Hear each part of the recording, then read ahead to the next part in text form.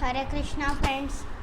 Friends, as we learnt in the last video, today we'll learn shlokas. In this video we'll learn shlokas 2.25 to 2.30. So let's start learning the shlokas.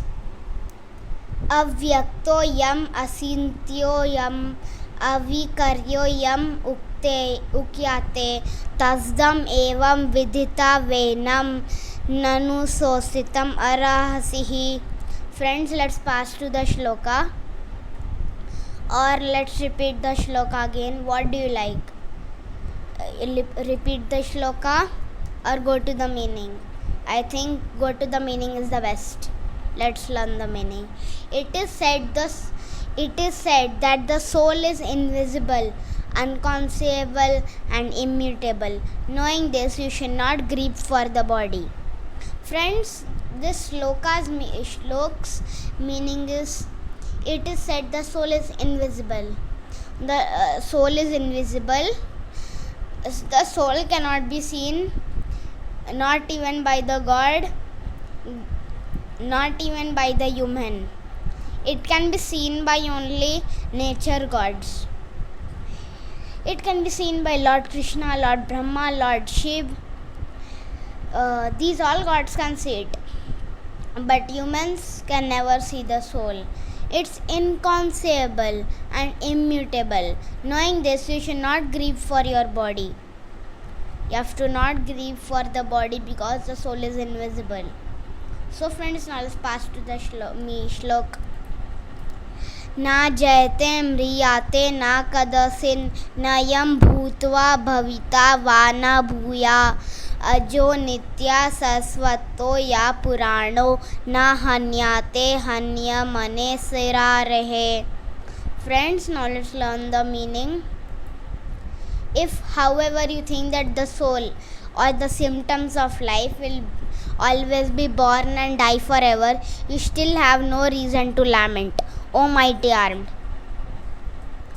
If, however, you think that the soul is also called symptoms of life. It will be born and it will die forever, but it's not. The soul can never die, as I told you in the last video. You still have no reason to lament. O mighty armed. Mighty armed means called Krishna or Arjun. It can be anybody. Both are mighty armed. So friends, now let's pass to the 2.27 shlok.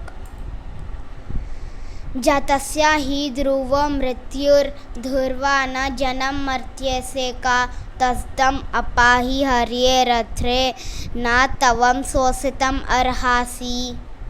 Friends, let's learn the meaning. One who has taken his birth is sure to die, and after death one is sure to take birth again.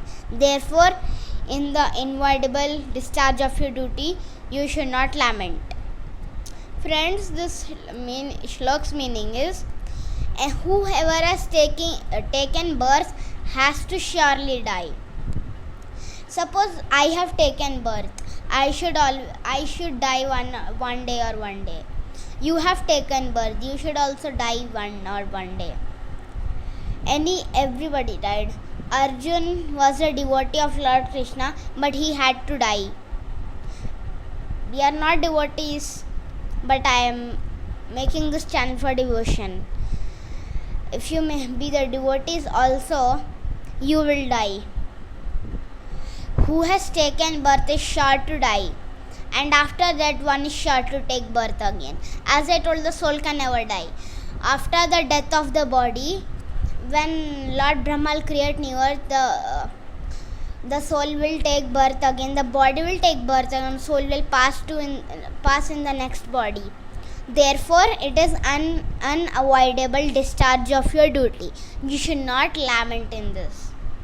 Friends, now let's pass to the next shloka 2.28. Avyaktadini bhutani yivyakta madhyani bharata अव्यक्ता निधानेनि एवहा तत्रा का परिदेवनः. Friends, let's pass to the meaning, or let's repeat the shlok again. I think you have to learn the shlok again. Let's repeat the shloka again. अव्यक्तादीनि भूतानि व्यक्ता मध्यानि भरतः अव्यक्ता निध्याने एव तत्र का परिदेवनः. Friends, let's pass to the meaning. All created beings are unmanifest in their being, manifest in their interim state, and unmanifest again when in law. This is need for a lamentation. Friends, this meaning was all created beings, all living beings, all human beings are unmanifest in their beginning. All are unmanifest in their beginning. Manifest in an interim state. When they grow up, they are manifest. It is also called interim state. When they grow up, they are manifest. And unmanifest again when inhumulated. When they are again unmanifest, when it is annihilated. So friends, what we need for a lamination? What we need? I'll explain you this in the next video. Friends, let's pass to the second last slok, 2.29. अस्कर्यावत् पश्याति कस्ति एनम् अस्कर्यावद् वदाति तत्त्वैव कन्या अस्कर्याकैनम् अन्यः संरोति सुत्वते एनं वेद न कैव कसोर्युः. Friends, let's pass to the meaning. Some look on the soul as amazing, some describe him as amazing, and some hear him as amazing, while others, even after hearing about, cannot understand him at all. Friends, this meaning was, some look on the soul as amazing, the soul is amazing. Some describe him as amazing, some describe the soul as amazing, and some hear of him as amazing. Some people hear about the soul as amazing, while others, even after hearing about it, cannot understand him at all. Some people are there after hearing about the soul also, they cannot understand the soul at all. About this I'll explain in the next video. So friends, now let's pass to the last and final shloka, 2.30. Let's start.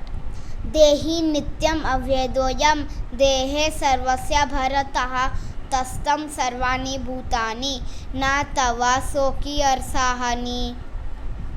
Friends, let's repeat the shloka again.